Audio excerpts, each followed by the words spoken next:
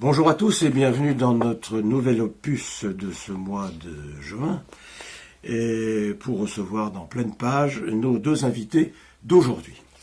Le premier que j'ai l'honneur de vous présenter s'appelle Pierre Iborra, ce qui ne veut rien dire a priori, et qui est écrivain et qui va nous raconter son histoire. Pierre Iborra, c'est un auteur, on peut le dire, un peu iconoclaste.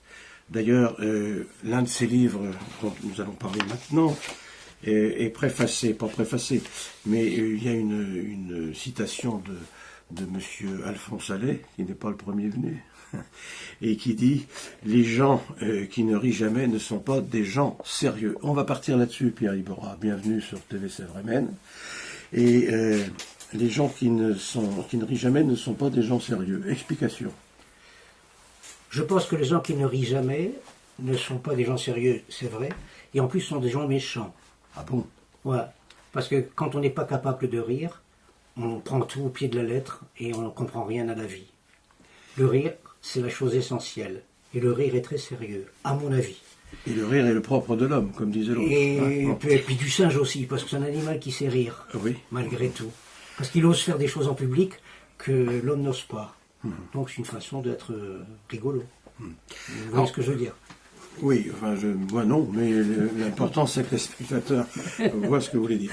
Alors, je vais parler de ce premier livre, le premier que j'ai lu, moi, qui s'appelle « Le pain de mon père ». Évidemment, c'est autobiographique. Absolument, absolument. Le pain de mon père est un livre, moi j'ai vécu en Algérie, donc je suis pied noir, et je reviens sur mon enfance et sur la boulangerie de mon père. Et à travers ce livre... Vous êtes un fils de boulanger. Je suis un fils de boulanger. Il y a eu la femme du boulanger, mais vous êtes un fils ma mère était la femme du boulanger, mais je ne sais pas si elle a eu la même histoire. D'accord. Bon, elle ne me l'a pas dit. J'espère pour elle qu'on en a eu une ou deux, peut-être. Donc vous êtes viré de l'Algérie. Je suis viré de l'Algérie, un grand coup de pied dans le cul. Mais j'étais content de prendre un coup de pied dans le cul parce que j'avais envie de connaître autre chose, je n'avais pas envie de rester en Algérie. Mais j'étais content d'arriver en France et puis de découvrir cette France à travers sa littérature, ses poètes, ses écrivains, et puis ses forêts malgré tout, parce que nous on vivait dans des pays où il n'y avait pas de rivière. Puis je découvrais tout ce que j'avais vu au cinéma. Dans les films des années 40-50, il y avait des petites routes comme ça, avec des platanes qu'on n'avait pas, nous. On avait des palmiers quelque part. Voilà. Donc je suis arrivé en France et j'étais content d'arriver en France. Je jamais regretté de l'avoir quitté, d'avoir quitté l'Algérie. Et vous arrivez en France, et singulièrement, vous arrivez en Vendée. Non. D'abord, je suis arrivé à Marseille, j'ai fait mon service militaire. Oui, comme tout le monde. Et après, oui, voilà. Tous les pieds noirs sont arrivés à Marseille. Ouais, mais je repars à Paris, j'ai pris l'avion. Bon, c'est bien. Voilà. Et donc après je suis arrivé en Vendée, et là je me suis intégré dans la Vendée. Et ce qui est bien en Vendée, c'est qu'on était peu nombreux entre pieds noirs. Oui. Donc j'étais obligé de fréquenter les gens du cru, j'avais pas le choix. Puis ma mère me disait même, tu vois, tu t'es intégré dans la Vendée, si tu avais été chez les Esquimaux, tu serais intégré pareil. Parce que finalement, où qu'on soit, on rencontre toujours des gens intéressants, qui nous amusent et qui nous font rire, et puis voilà, et c'est pour ça que la Vendée, et je suis un Vendéen, pas pur sucre, mais... Alors, votre papa, donc, Papa Iborra, le boulanger, d'où le titre, bien entendu, tout à fait adapté, Le pain de mon père. Voilà. Le pain de en parenthèse, j'indique que votre éditeur, c'est Eddy Livre, à Paris. On en reparlera un peu plus tard. Alors, Le pain de mon père, vous êtes à La Roche-sur-Yon, vous êtes en Vendée, qu'est-ce qui se passe ? Alors, dans Le pain de mon père, non, je pars de l'Algérie. Je suis à travers la vitrine de la boulangerie de mes parents et je raconte ce que je vois dans les rues. Et mes bouquins sont faits de portraits de gens que j'ai rencontrés dans ma vie. Et je m'intéresse aux portraits parce que ce qui m'a enrichi, moi, ce sont les rencontres que j'ai pu faire dans ma vie. Et les gens m'intéressent. Je marche. Quoi qu'on me raconte, qu'ils sont bien, mal, j'y vais. Voilà. Et là, dans ce livre, je raconte, je n'ai pas d'énarque, j'en ai pas rencontré beaucoup, mais j'ai rencontré les gens de les rues, les clients, le broirien, le truand, le curé, et voilà. Et je raconte tout ça, un peu à la Pagnol, d'une certaine manière. En toute simplicité. Non, mais je veux dire dans la manière. Non, oui, j'avais bien compris. Alors, des regrets, un peu de nostalgie de cette Algérie que vous avez vécue à l'époque, non? Des regrets peut-être sur les amis que j'ai eus, mais le pays, non, je ne regrette pas. Non, je ne regrette pas. D'abord, j'écris des livres pour me faire plaisir et pour rire. Je suis, comme disait Carnet. C'est un- Pas Carnet, non, Jean, je le... Ah, oui. Carmet, vous voulez dire. Oui, Carnet. Le- Je suis le badaud de moi-même. Si Ah, mon d'accord. livre m'amuse, il avait fait un livre d'ailleurs qui s'appelait comme ça. Si ce que je raconte m'amuse en premier, je suis le premier spectateur de moi-même. Si je me relis, ça me plaît, je pars. Voilà. Mes bouquins sont faits comme ça. D'abord, je veux amuser. Si j'amuse pas, ça m'intéresse pas. Alors, vous êtes quand même intégré petit à petit en Vendée, et vous y êtes toujours, puisque vous appartenez à cette brillante association qui sont les écrivains de Vendée, que des gens de talent. Absolument. Hein. Alors, qu'est-ce que vous faites dans ces écrivains de Vendée, à part écrire de temps en temps des bouquins? On va parler de deux autres. Eh bien, c'est comme dans toute société, dans toute association humaine, il y a des gens vers qui on va, et d'autres qu'on salue, et puis voilà. Mais de toute façon, on a une inclinaison dans la vie. Hein. Il y a un truc qui m'a toujours amusé, c'est quand on dit oui, mon fils a mal tourné parce qu'il a subi l'influence d'un tel ou il a subi l'influence d'un tel. Non, c'est pas vrai. On est et on va vers ce que les autres qu'on retrouve. Moi, quand j'allais à l'école, j'étais un fumiste, j'allais toujours vers ceux qui étaient un peu comme moi et non pas vers le premier de la classe parce que je savais que j'allais m'emmerder. Oui. Voilà. L'iconoclaste, le branleur, un peu. J'étais un branleur. Provocateur, un peu sur les bords aussi, Un peut-être. peu, ouais, mais bon, un un petit provocateur gentil. Bon. On va parler un petit peu de votre séjour en Vendée, puisque maintenant vous êtes du côté de La Rochelle, si j'ai bien compris. Voilà, Vous faites beaucoup de voyages. voilà. Je me déplace à travers la France. Alors, en Vendée, vous avez commis également un ouvrage intéressant, où cette fois, là, vous parlez un peu de votre adolescence. Vous étiez Ouais. adolescent en Vendée, on peut dire ça. ouais, comme ouais, ça. voilà, voilà. Voilà. Alors, qu'est-ce qui se passe à La Roche-sur-Yon? Ben, j'arrive à La Roche-sur-Yon, et puis on se retrouve à peu près 150 pieds noirs. Arrivant là, c'était des fils de fonctionnaires, gardiens de prison, travaillaient aux impôts à la préfecture. Oui. Et on nous a parqués dans une HLM. Bah, Voilà. Où vouliez-vous qu'on vous mette? Eh ben exactement. On n'avait pas. Et puis, on s'est trouvé bien dans une HLM parce qu'on avait un 5 pièces, salle de bain. Oui. Je fais partie de la génération. On s'est lavé dans des cuvettes. Hein. Maintenant, tout le monde a oublié ça, mais on s'est lavé dans des cuvettes. On s'est lavé une fois par semaine. On allait au bain-douche. Et on est arrivé. On avait été heureux. Et on s'est retrouvés entre nous, les pieds noirs, et juste à côté, dans le même immeuble, des Vendéens. Et finalement, on s'est synthétisé en somme, quoi. Et Vous avez été bien intégré tout de suite? oui, bon, on nous a ça a regardés, pris c'est du temps. normal, on ne nous attendait pas. Non. Mais il fallait se démontrer, la vie c'est ça. Hein. Alors, dans cette ville de La Roche-sur-Yon, il y avait une rue particulièrement, je crois que c'est au Sable d'Olonne, d'ailleurs, autant pour moi, qui vous a particulièrement inspiré. Ah, mais ça c'est dans un autre livre, ça. Oui, c'est ce que je dis, C'est au oui. cadre de la rue rapide. Voilà. Donc j'avais une jeune fille que j'avais connue, une amie, enfin que Oui. j'aimais beaucoup parce qu'elle était comme moi. Un peu iconoclaste, rigolote, il me faisait rire. Voilà. Mais c'était qu'une amie comme ça, que j'avais bien aimée. Pour le détail et pour l'anecdote, la rue rapide de Sable d'Olonne, je crois qu'elle fait 60 cm de large, quelque chose comme ça, non? Elle fait 60 cm de large Oui, et elle c'est fait une 20 grande- mètres de... Une grande avenue. Voilà, une grande avenue. Comme toutes les petites rues, la rue de l'Enfer, la rue Manuel, tout ce qui est au Sable d'Olonne. Et donc j'habitais à La Roche-sur-Yon, mais j'adorais les Sables d'Olonne et je adore toujours les Sables d'Olonne et j'y vais tout le temps. Quand j'ai l'occasion, j'y vais faire un tour. Et quand je retourne faire un tour au Sable d'Olonne, j'ai toujours l'impression d'être dans un tableau de Turner, avec une espèce de brume qui me rappelle ma jeunesse au sable. Et j'ai toujours ce sentiment. J'aime pas emmener d'autres personnes au Sable d'Olonne. J'aime bien aller tout seul, parce que je retrouve l'atmosphère de mes 20 ans. Voilà. Bah, Et c'est une façon de rajeunir. Alors, Le Pain perdu, on vient d'en dire quelques mots. Alors, un autre roman de vous, Pierre Iborra, et qui s'appelle, cette fois, Le Pain perdu. Le pain perdu. Alors, On reste toujours pardonnez-moi, dans la boulangerie, quoi. bah oui, parce que Vous êtes le petit mitron. dans le pain de la boulangère, le petit mitron, Oui, j'aime bien bah le oui. dire. Dans le pain perdu, mon père est parti d'Algérie, on est parti d'Algérie, mon père est mort en Algérie.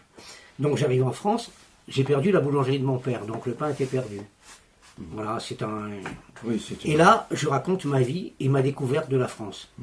Et ma découverte de la France, quand je suis arrivé en Vendée la première fois, je le dis d'ailleurs, j'arrive dans un pays où j'ai vécu avec des Arabes en Burnous, et là je trouve, la première fois dans le marché, ou le deuxième mardi du mois, Et là, vous avec des trouvez gens en blouse et sabots. Oui, c'est j'allais vous dire des Vendéens en sabots, là. Et là, alors ça m'a fait drôle un petit peu. C'était dans le fond une autre manière, une autre vie que je découvrais. Et puis La Roche-sur-Yon, c'était pas grand-chose. Il y avait la rue Clémenceau, bien que ce fût un grand homme, avec un seul feu. Et à partir de 7 heures du soir, il n'y avait plus un chat dans les rues. Voilà. Ça n'a pas beaucoup changé de vous avoir. Ouais, mais écoutez, je vais vous dire une chose. Oui. Quand j'ai quitté La Roche-sur-Yon pour partir à La Rochelle, on me vante La Rochelle, on me la vante. Mais finalement, on n'aime que les endroits où on a vécu, avec des gens qu'on a aimés. Et quand je suis parti à La Rochelle, je me sentais un petit peu comme Napoléon en exil. Le fait d'avoir quitté La Roche-sur-Yon, c'est aussi bête que ça.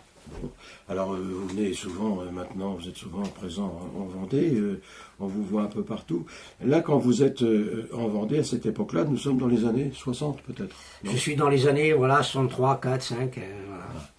L'année des Dauphines et l'année des Solex. Ouais, l'année des hommes. Ça, d'ailleurs, sur la couverture de votre livre, Le Pain perdu, précisément, on voit au volant, non pas au volant, au guidon d'un vélo Solex. Qui était voilà, mais alors là, il y a une petite tricherie, oui. je peux l'avouer. Oui, le Solex, je suis sur un Solex et je suis Volé dans le Var. Ah. Dans le Var. Ah, vous êtes dans le Var. Donc vous avez triché ostensiblement. Ostensiblement, voilà. Mais j'ai triché que là-dessus. Oui, bon. Mais on peut tricher sur autre chose quand on écrit, on peut raconter n'importe quoi. Vous croyez? Je pense. Vous m'étonnez. Alors, un autre roman, moi qui m'a plu beaucoup, cette fois c'est Le Sable de la jeunesse. J'en parle aussi parce que vous avez obtenu avec ça le prix Gilbert Poutot, qui est un écrivain célèbre en Vendée, disparu il y a quelques années.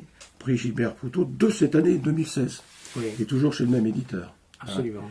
Nous sommes d'accord. Alors, parlez-nous un petit peu de ce sable de la jeunesse. C'est le sable, des sables, non? Le sable, oui. le sable, les traces. Oui. Je dirais un mot quand même pour la couverture. Oui, c'est un ami qui me l'a fait. On va essayer de la voir à l'écran. C'est un ami, Jean-Claude Fauché, qui m'a fait cette couverture, qui m'a fait, pour le cadre de la rue Rapide, il m'a fait aussi la couverture du cadre de la rue Rapide. Pour mon prochain livre aussi, il me ferait une autre couverture.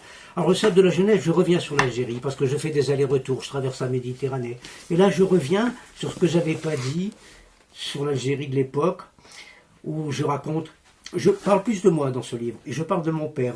Finalement, le pain perdu, c'est l'histoire de la boulangerie, mais là, je parle un peu plus de mon père. Parce que je l'ai perdu, j'avais 18 ans, il n'a pas connu l'homme que je suis devenu, finalement. Pour lui, j'étais un gamin, un branleur, un garçon. Et je reviens, je raconte ma découverte de la Casbah. Je parle d'un copain qui m'a montré plein de choses, que je foutais rien à l'école, qui m'avait pris sur sa coupe. Je raconte un peu la colonisation, les gens que j'ai connus à cette époque-là. Je raconte un autre, parce que le village où j'habitais en Algérie, c'était le village de la limite des interdits de séjour, où il y avait des barbeaux, des truands. Et quand j'étais gosse, j'ai vu ces personnes-là, dont un, dont je parle dans le livre, qui a fait partie du trafic des piastres en Indochine. Et il m'avait expliqué des choses pas mal, sur, enfin les choses de la vie. Et puis il m'avait appris à tricher aux cartes. Ah, ça c'est bien, ça. C'est bien. Mais j'ai appris plein de choses comme ça dans la rue, mais je me suis jamais brûlé les ailes. J'ai voulu apprendre plein de choses. Et il a eu une phrase magnifique, parce que quand ils sont venus l'arrêter pour l'histoire du trafic des piastres, 10 ans après, j'avais été le voir quand on l'a arrêté, et puis qui m'a dit une chose magnifique: ne t'occupe pas des gens comme moi, ton père est plus intéressant. Oui. Voilà. Et c'est ce genre de personne qui vous recadre, un petit peu comme Brassens. Je reviens à lui parce que Brassens, c'est un peu, j'aime pas le mot maître, ça a toujours une connotation de gilet rayé. Et ils avaient volé dans une bijouterie quand il était jeune. Puis c'est pour ça qu'il avait quitté Paris, qu'il s'était retrouvé à Place Faurimont. Et quand après les 3-4 jours qu'il a passé en tôle, quand il est arrivé, son père lui a dit: t'as faim, toi. Il n'a pas engueulé. Il a dit: mon père m'a réconcilié avec les choses, il m'a donné une leçon finalement en me disant ces choses-là. Il a d'ailleurs, je crois, vous m'arrêtez si je me trompe, Brassens écrit une chanson sur ce sujet-là. Oui. Qui doit s'appeler Les 4 bacheliers. Les 4 bacheliers, absolument. Je ne me trompe pas. C'est ça, absolument. Ben, je vois que vous êtes un exégète de Brassens. Oui, non, je ne sais pas si je suis exégète, mais bon, voilà. Alors, Le Sable de la jeunesse, on trouve évidemment ce livre dans toutes les librairies, toujours le même éditeur. Comment vous avez fait pour trouver cet éditeur-là? Celui-là ou un autre, mais comment on fait quand voilà, on veut écrire un livre pour se faire éditer? J'ai envoyé à 2-3 éditeurs, celui-là me l'a pris. Oui. Et puis c'est tout, je suis resté là, puisqu'il me le prenait. Maintenant, j'ai eu une touche pour un autre éditeur, pour le prochain. Alors peut-être que je vais être infidèle, mais l'infidélité, c'est quoi finalement? La fidélité, c'est quand on fout le camp. Si le nouvel éditeur ne me prend pas, je reviendrai à celui-là, donc je serai fidèle. Oui. La fidélité, c'est quand on revient, Oui. je crois. Il en est pareil pour les dames, je suppose, dans votre esprit. Absolument, absolument. Je crois, enfin, je sais pas, moi j'ai pas une expérience comme ça, mais j'ai beaucoup lu. Un projet? Un Oui, autre j'ai écrit un livre qui s'appelle Le coureur d'infortune, qui est écrit, donc c'est peut-être celui-là qui sortira. C'est un roman à clé. Alors je vous dis juste un petit truc sur ce livre. Je suis dans un salon du livre, en Vendée. Je m'emmerde comme un rat mort. Oui, comme J'ai ça. pas vendu un livre. Oui. Et à 6 heures, il y a un monsieur qui s'arrête et qui prend un livre, 2 livres, 3 livres, et puis il me dit, je vois que vous avez écrit sur l'Algérie, ça m'intéresse. J'ai vécu en Algérie, mais dans une autre vie. Et il m'achète les 3 livres, il me demande une dédicace, et il me demande de lui laisser mon numéro de téléphone, je vous rappellerai. 3 mois après, il me rappelle, il me convoque pour me parler de mes livres. Et il me dit, voilà, je me suis essayé dans l'écriture, je suis incapable d'écrire, j'ai une vie singulière, je voudrais vous prendre comme nègre. Et donc je fais ce livre sur l'histoire de la vie de cet homme, mais le livre que j'écris sur cet homme n'est pas son livre, c'est les coulisses de ce livre, comment je le construis à travers les histoires qu'il me raconte. Voilà. C'est une bonne idée, c'est un bon scénario. Voilà. C'est-à-dire que le livre que j'écris, c'est ce qu'il me raconte, je le critique, je le démonte, enfin bref, et je raconte en même temps son histoire. Et moi je suis là-dedans, partie prenante, et je mélange tout. C'est une fiction, il y a du vrai et du faux, comme dans toutes les fictions. Alors, je voudrais revenir un instant sur votre jeunesse là-bas, de là-bas, comme on dit, hein, Ouais. voilà, en Algérie, par conséquent. Et vous n'avez pas de regrets, ça vous venez de nous le dire. Et quand vous étiez là-bas, pendant ces événements, c'est aussi comme ça qu'on appelait ça, Ouais. pendant les événements, vous avez pris parti, vous avez, non, pas du Non. tout, milité, comme beaucoup de... Non, j'ai jamais été ni dans l'Ouest, ni d'une façon ni d'une autre. Non. Je voyais, j'avais des copains qui étaient dans l'Ouest. Bah, quand on côtoie les hommes et qu'on est dans la rue, on côtoie de tout. Et il y a des gens bien partout. Bah, certains se sont... Tout le monde n'a pas une culture politique. Quand De Gaulle est arrivé et qu'il leur a dit l'Algérie française, je vous ai compris, bah, ils sont partis, ils se sont fait embarquer. Ils avaient oublié peut-être que De Gaulle, en 42-43, avait fait un discours où il avait dit parler de l'indépendance des peuples. Après, il a fait un autre discours, c'était à Brazzaville, ça. Après, il a fait une tournée des popotes dans le Pacifique où il a parlé encore de l'indépendance. Et je pense que quand De Gaulle est arrivé en 58, il avait été poussé par des ultras qui voulaient reprendre le pouvoir. Et je pense qu'il était sincère au départ. Il pensait qu'on pouvait peut-être faire de la... Je ne sais pas, je ne suis pas dans sa tête. Et puis il s'est rendu compte qu'il ne pouvait pas. Et puis ça aurait été impossible. Parce qu'il aurait fallu faire une société multiraciale et on était incapable de faire une société multiraciale. La preuve, c'est qu'en France, on a des problèmes avec les musulmans. Comment on aurait fait si on avait gardé l'Algérie française avec 10 millions de musulmans à l'époque? Si on l'avait conservé vraiment, on aurait 40 millions de musulmans. Et comment on aurait fait? C'est la question qu'il faut se poser.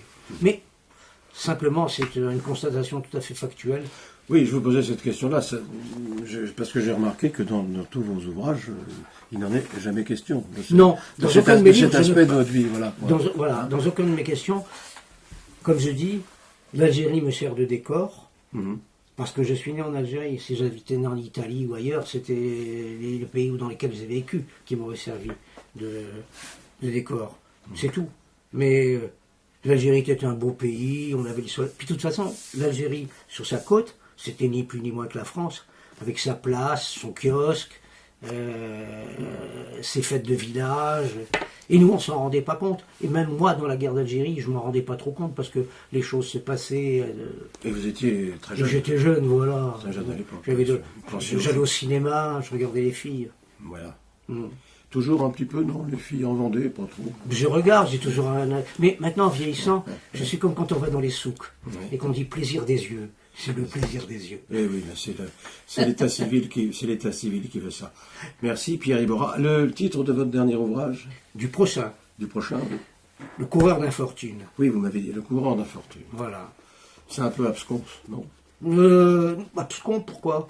Non, je sais pas. Non, parce que c'est un monsieur qui a une vie tout à fait particulière et chaque fois qu'il est... C'est un roman à clé. Oui. Chaque fois qu'il est arrivé un truc qui n'allait pas. Donc lui-même, à un moment donné, pour justifier mon titre, il dit « J'étais un coureur d'infortune ». Ah, d'accord, très bien. Donc c'est une reprise. Alors, Pierre Iborra, par conséquent, écrivain de Vendée, puisqu'il appartient à cette association célèbre, en tout cas par son nombre, hein, parce qu'il y a beaucoup de gens qui sont adhérents à cette association, Pierre Iborra, Le pain perdu, Le pain de mon père, le roman d'un rapatrié d'Algérie, mais qui n'en parle pas beaucoup, Le sable de la jeunesse, et puis le prochain, Le coureur d'infortune, tout ça aux éditions Édilivre de Paris. Merci Pierre Iborra. Merci. Et à votre prochain ouvrage. On ne manquera pas de vous revoir. Merci. Merci. Voilà, et notre second invité pour ce numéro de Pleine Page, eh bien, nous avons une transition toute trouvée, parce qu'il s'agit de recevoir Michel Cavard, auteur de Arthur et l'Étoile bleue. Et le croirez-vous, Arthur est arrivé sur Terre pour faire du pain. On n'en sort pas du pain. Et Arthur est arrivé sur Terre pour faire du pain. Et ce pain qui servira aux petits garçons qui n'ont pas grand-chose à manger. C'est ça. Fait. Alors Michel Cavard, quelle drôle d'idée tout de même. Alors je présente ça à l'écran parce que déjà c'est un format un petit peu original. Oui. Alors, Il change un petit peu des formats. C'est pas un format traditionnel. Et puis c'est un peu une BD, c'est un peu des textes, c'est un conte pour enfants. Tout à fait. Hein, Illustré par une Vendéenne, je tiens à le préciser, Caroline Moiseau, qui est du Fenouillet, donc en Vendée. Oui. Et puis qui est venue me voir un jour, qui est tombée amoureuse d'Arthur et qui m'a dit j'aimerais faire des illustrations. Et comme j'ai la chance d'avoir un éditeur à Paris qui s'appelle François Michalon, que je tiens à saluer, édition Fortuna, un éditeur qui m'a laissé totalement carte blanche et qui m'a dit Monsieur Cavard, parce qu'au départ c'était Monsieur Cavard, maintenant c'est Michel.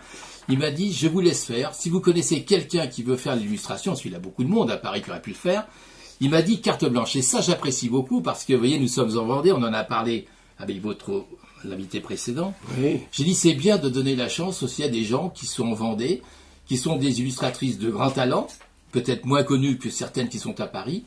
Et puis quand j'ai présenté Arthur, aussitôt, et c'est ça un petit peu la magie de cette étoile bleue, c'est qu'elle m'a dit, moi je suis tombée amoureuse d'Arthur, j'ai envie de le dessiner. Et là j'ai dit, carte blanche, là mon texte, et laissez-vous aller à votre imagination. Et c'est comme ça qu'on a commencé à voir Arthur dans son étoile bleue, dans la magie. Alors on va parler de ce petit Arthur. Et vous allez me dire si je me trompe ou si je suis totalement à côté de la plaque. Pas du tout. Il y a un petit faux air, excusez-moi, mais il est sur une étoile d'abord, ce petit Arthur. Et puis il y a un faux air du Petit Prince de Saint-Exupéry, je me trompe, non? Alors, non seulement je la bonne maison, et que je remercie, comme nos amis de TV7 de nous recevoir, non seulement vous ne me trompez pas, mais hasard ou pas hasard, il y a une double connotation. Et peut-être une chose que je vais avouer aujourd'hui, je ne sais même pas si mon éditeur le sait, mais c'est que mon oncle, qui était un scénariste, un grand scénariste qui n'est plus de ce monde, qui repose dans un merveilleux cimetière à Roussillon en Provence, et comme par hasard, était un grand ami de Consuelo, qui était l'épouse de Saint-Exupéry. Et dans sa bibliothèque de cette merveilleuse maison en Provence, il y avait des inédits de Saint-Exupéry. Et à l'époque, j'avais 22-23 ans où j'ai fait une exposition de photos. Je ne m'attendais pas du tout à rentrer dans ce monde de l'édition. Mais comme je dis que la vie n'est pas du hasard, ça j'y crois fortement, y avait-il déjà peut-être un esprit qu'il faisait. Et ce qui est formidable, et là je vais rebondir deuxième fois, c'est que quand François Michalon, lors d'un repas à Paris, dans un restaurant, dans une brasserie, était avec Francis Lalanne, monsieur Francis Lalanne, notre grand poète, il avait justement le synopsis de mon conte qui n'était pas encore édité, qui était juste au début de la fabrication. Il lui montre mon synopsis et Francis Lalanne, il le lit comme ça, et ça c'est vrai, il a une larme à l'œil, il dit mais c'est beau ce conte, et sans rien demander, il dit je vais en faire la préface. Alors François Michel on m'appelle, il me dit dis bonne nouvelle, Francis, il part avec le synopsis, je crois qu'il partait au Groenland dans son cybertour pour préparer ce cybertour. Il va te faire la préface.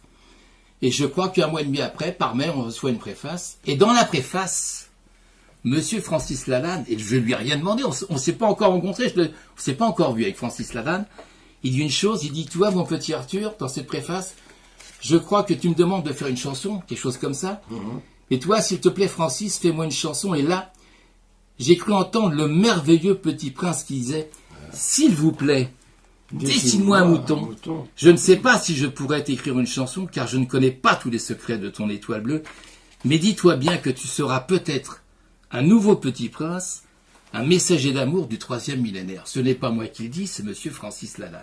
Alors, Joël Bonnemaison, non seulement vous avez mis le doigt dessus. Et je l'ai pas lu avant. Et vous ne l'avez pas. Et ça, c'est vrai. Non, il ne l'a pas lu. Et ben voilà. Donc, c'est un nouveau petit prince. Mais attention, j'oserais jamais dire ça. Je n'ai pas le talent de monsieur Saint-Exupéry, mais que mon oncle, qui de son étoile bleue peut-être nous regarde, qui était un grand ami de Consuelo, et à l'époque me dit, viens un jour dîner avec Consuelo, on parlera de Saint-Ex. Hasard ou pas, on en est là aujourd'hui, et mon petit Arthur est sur une étoile, l'étoile des enfants heureux.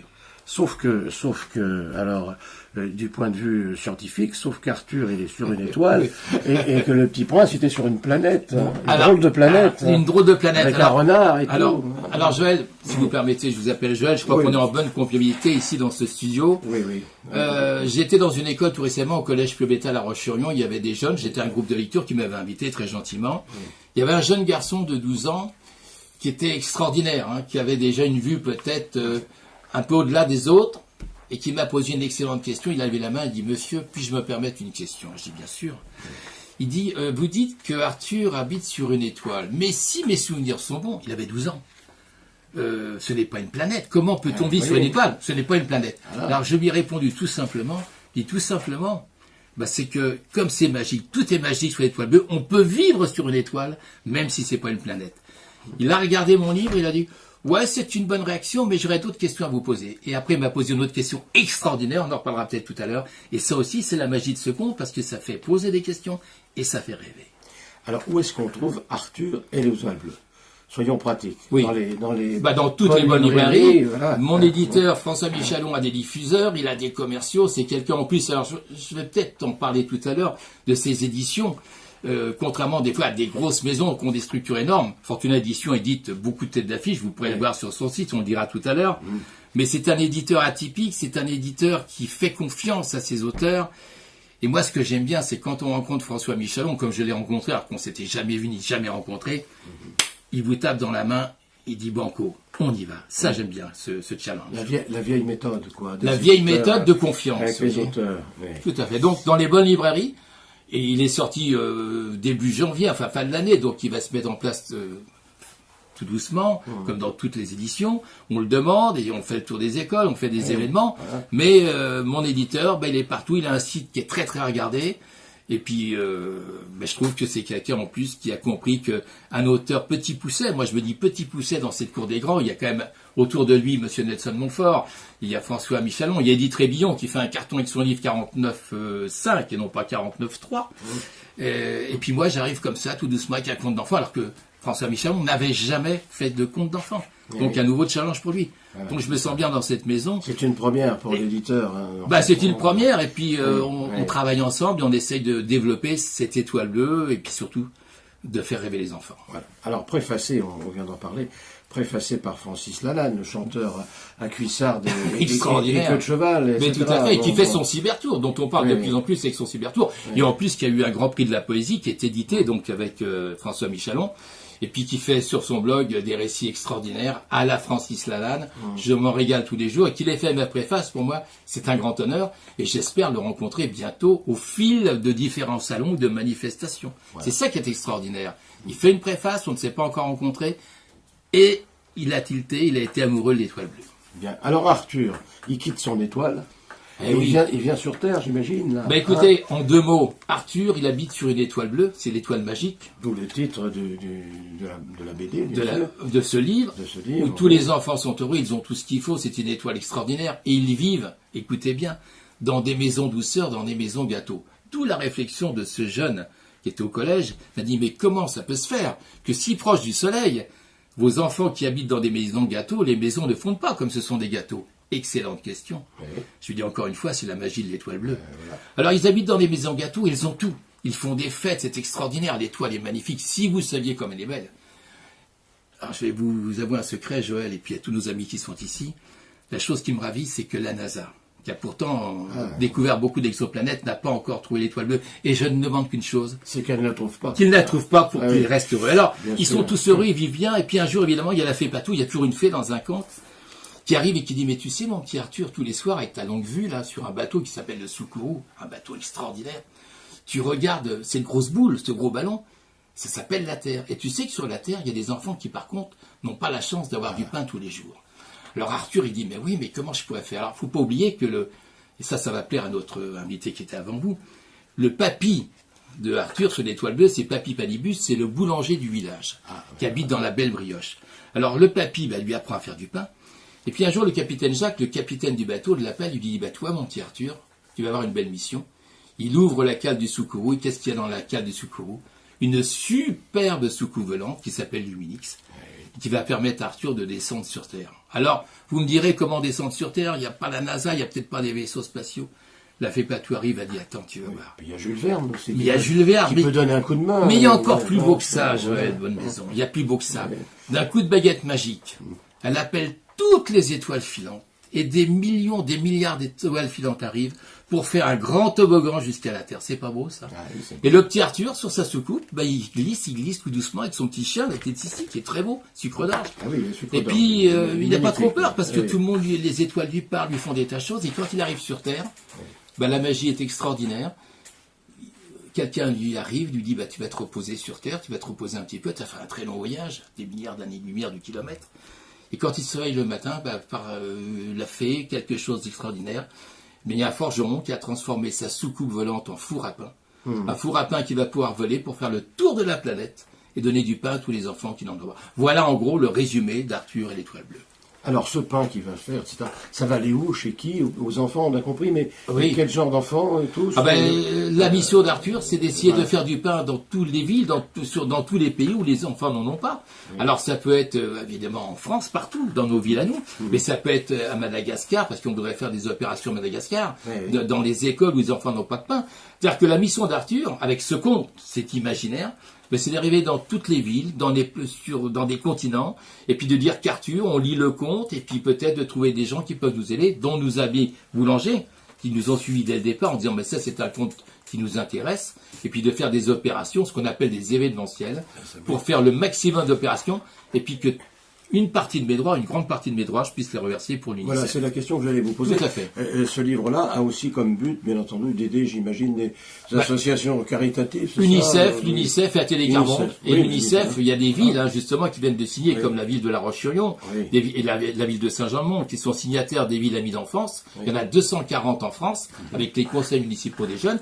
Alors moi, ce qui serait génial, c'est qu'avec Arthur, on puisse parler aux jeunes de cette histoire, de monter des opérations de communication, que des gens nous suivent, et plus on pourra faire des pains avec nos amis boulangers, plus on pourra avoir des dons pour reverser à l'UNICEF, de dire qu'Arthur a déjà rempli sa mission. C'est ça un petit peu dans ma philosophie, qui est peut-être un grand rêve, mais on va y arriver. Oui. Alors, dites-moi, il y a une autre allusion, en lisant votre livre, là, comme ça, on a parlé de syntaxe. Ça me fait penser aussi un texte, un texte de Prévert. Tout à fait. Qui s'appelle En sortant de l'école, je ne sais pas si vous voyez ce que je veux dire. Mes souvenirs. Avec ces étoiles, les bateaux à voile et autre chose qu'ils ont à l'espace. Exactement. Donc, sans l'avoir lu, ça m'interpelle là-dessus. Prévert, plus syntaxe, plus Lalanne, ça fait, et vous-même, bien sûr, un petit peu, ça fait quand même, ma foi, ça fait un beau casting pour un beau petit livre. Et ce qui est extraordinaire, Joël Bonnemaison, c'est que ce casting, en 2 mots, comment est-il venu? Ça fait 16 ans quand même que ce conte a été inventé. Donc pour vous dire, et là c'est peut-être un message aux auteurs, qu'il faut être très patient. 16 ans d'attente, de gestation, de souffrance, où des maisons vous disent, magnifique, conte très intéressant, mais ne rentre pas dans la fameuse ligne éditoriale. Parce que François Michelon m'a jamais demandé ça. Il m'a dit, moi ça me plaît pour des tas de raisons. Et il y a 16 ans, pourquoi j'ai inventé ça? Hasard ou pas, j'animais un congrès des boulangers à Paris, comme par hasard, je reviens au pain. Et l'intervenant, qui était un très grand intervenant, très connu, j'étais un peu le journaliste avec lui qui faisait cette co-animation, il me dit, on est à 4 jours de Noël, tu me trouves un scoop pour qu'on fasse un petit peu animer cette assemblée générale. Vous savez, après une assemblée générale, on est un peu endormi, il fallait réveiller un peu tout le monde. Il me dit, tu me trouves quelque chose. Il me téléphone à 20h, c'était le lendemain. Que voulez-vous trouver à 20h? Je vous assure, Joël, qu'en pleine nuit, j'ai eu un rêve, et pratiquement sans rien changer, j'ai reçu, d'où, je ne sais pas, peut-être de l'Étoile Bleue, cette histoire. Et j'ai raconté ça à la fin de la séance au bout de 2h30. tout le monde s'est levé, ils ont applaudi, et 16 ans après, j'ai retrouvé le président des boulangers de Vendée, Daniel Lédin, qui m'a dit « Où en est Arthur ?» Arthur vient de sortir, et de fil en aiguille, il m'a dit « on va te suivre, on va essayer de faire quelque chose. » C'est une histoire, c'est peut-être la magie de l'étoile bleue, mais ça, c'est pas inventé, donc vous voyez, c'est assez bizarre tout ça. Voilà. Alors, ce qu'on peut souhaiter, c'est évidemment que ce livre soit le plus possible distribué. Tout à fait. Et voilà. Alors, Arthur, je répète, Arthur et l'étoile bleue, édition Fortuna. Voilà, exactement. Michel Cavard, c'est vous. Et puis Syntex, et puis Prévert, et puis Lalanne, et puis voilà. Comme vous dites, un très beau casting, mais ai-je les dimensions pour supporter un tel casting? Moi, je dis simplement, avec toute modestie, c'est un conte de cœur, avec un éditeur qui m'a complètement suivi, et puis qui a joué le jeu, et qui continue à jouer le jeu. Et je crois que quand je sors des écoles, si je donne un peu de rêve dans ce monde qui est difficile, qui n'est pas simple tous les jours, déjà, la mission sera réussie. Puis de faire rêver vos téléspectateurs, ceux qui vous regardent, déjà, c'est bien. Puis de nos jours, de faire du bonheur, c'est pas mal. Un petit peu marchand de bonheur. Tiens, j'oubliais notre casting, le marchand de bonheur. C'est une vieille chanson. C'est une vieille chanson. Qu'on connaît bien. Donc, bon voyage à Arthur. Bien voyage à Arthur qui nous vient de l'Étoile Bleue. Merci, Michel Carvar. Et puis, revenez nous voir avec Arthur la prochaine fois. S'il a une seconde à perdre. Pourquoi pas. Et merci de nous avoir reçus en tout cas. Merci beaucoup. Voilà, à la prochaine fois, le mois prochain. Merci de votre attention. C'était Pleine Page.